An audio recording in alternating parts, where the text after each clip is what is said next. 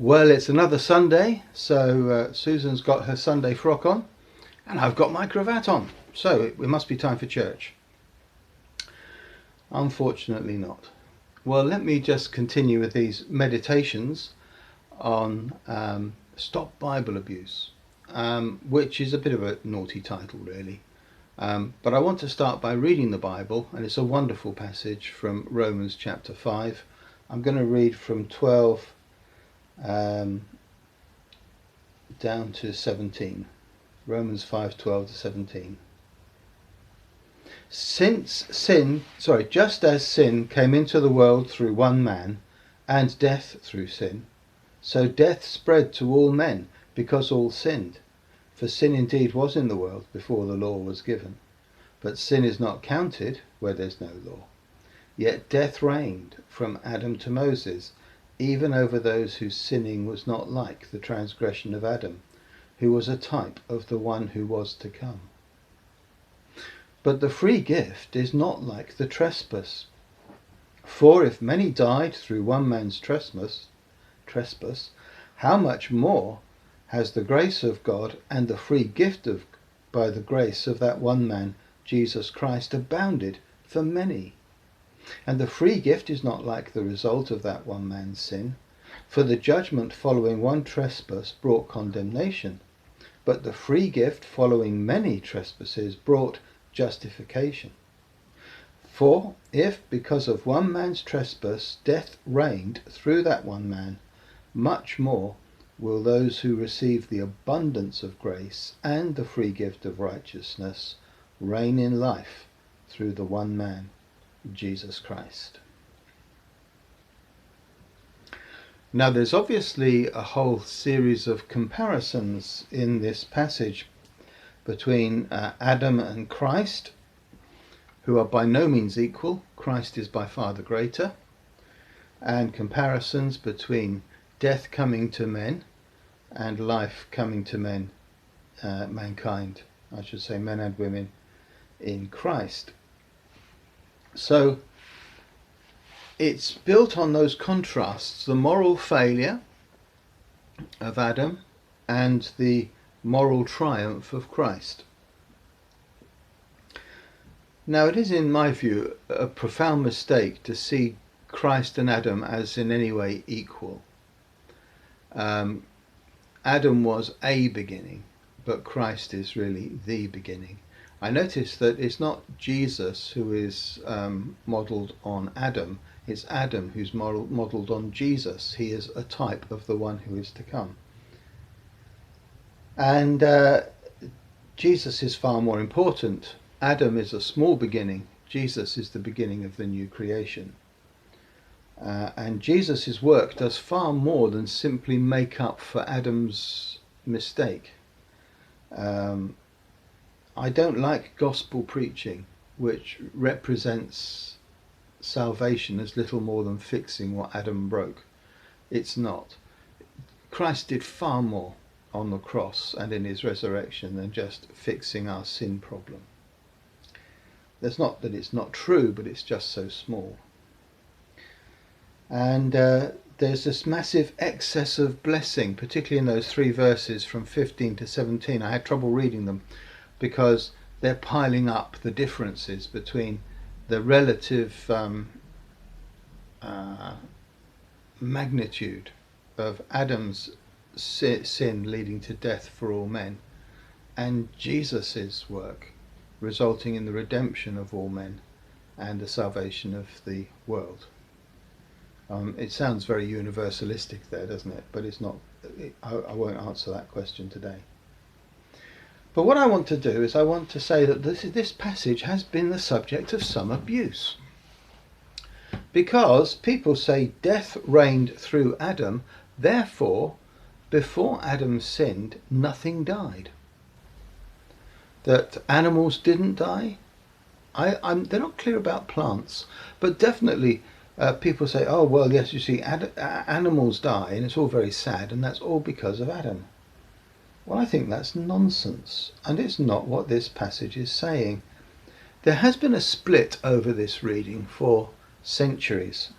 Thomas Aquinas, who I think was pretty right on this, reckoned that animal death was an essential part of the creation. That the creation as it exists wouldn't function if there were not a cycle of life and death in the animal world.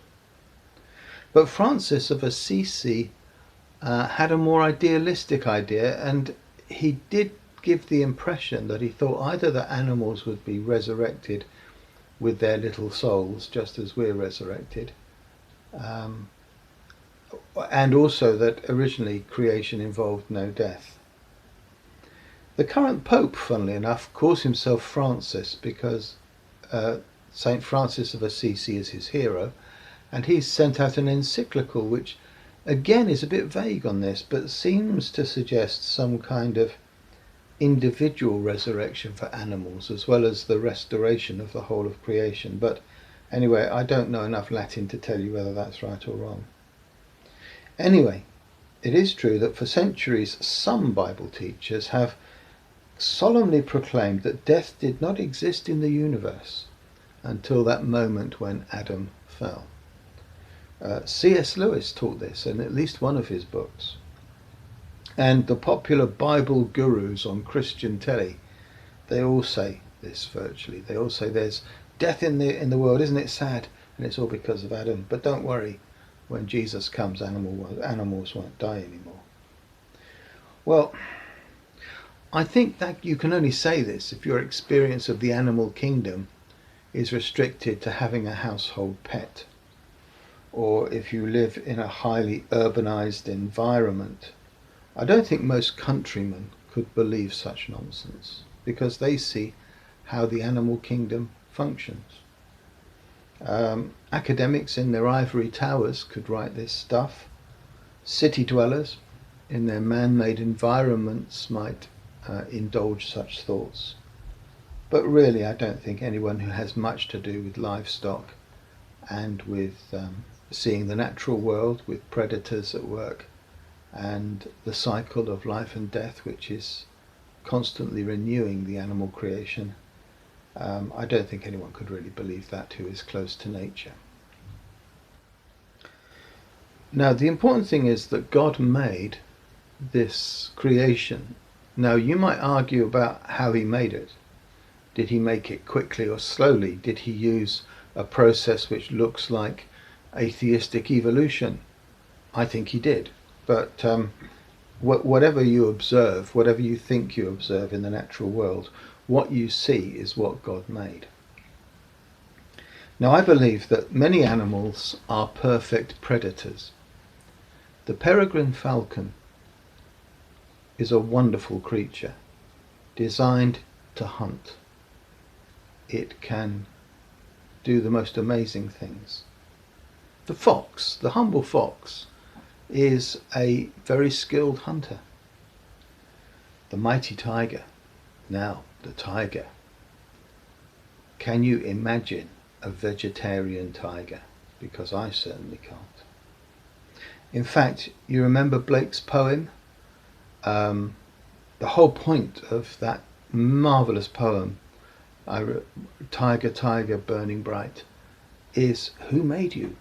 Who made this terrifying animal? Did he who made the lamb make thee? Well, the answer, of course, is yes. Blake talks about the stars weeping when they see this terrible creature. Did God make him? Yes, he did. He is terrible, but he is wonderful. What hand or eye made thy fearful symmetry? Did he who made the lamb make thee? Absolutely. God made the tiger to be the hunter. He made the tiger to bring death to other animals and to eat them. He made the tiger's prey. God made the animals the tiger hunts, and he made the tiger. And he made the tiger so that when it could no longer hunt, it too would die. Actually, in the story of Adam and Eve, it makes no sense for God to say to Adam, the day you eat that fruit you shall surely die, if Adam didn't at least have a rough idea what dying meant. Yes, of course. death was in the natural creation. There's no hint in Genesis, or indeed in Romans, or in 1 Corinthians 15, that when it says death came through Adam, that death spread to the whole world. Does this matter? Is this just pedantic? I think it does matter. I think we have a gospel for the real world. We have a gospel which covers real life. And if we start saying things confidently about the Bible that aren't true, particularly about things like the natural world, then we are going to make Jesus unbelievable. And that's not a small matter. We preach the gospel to people who know that if there is a creator, he made the tiger as well as the lamb. He made death as well as making life. The fact that we enjoy redemption and resurrection is a wonderful gift, but it's special to human beings who are made in the image of God. Anyway, that's my thought for the day. Stop Bible abuse. No, animals don't go to heaven. Yes, animals were meant to die. And you weren't. Well, God bless you, God keep you, and enjoy the Lord's Day. Bye for now.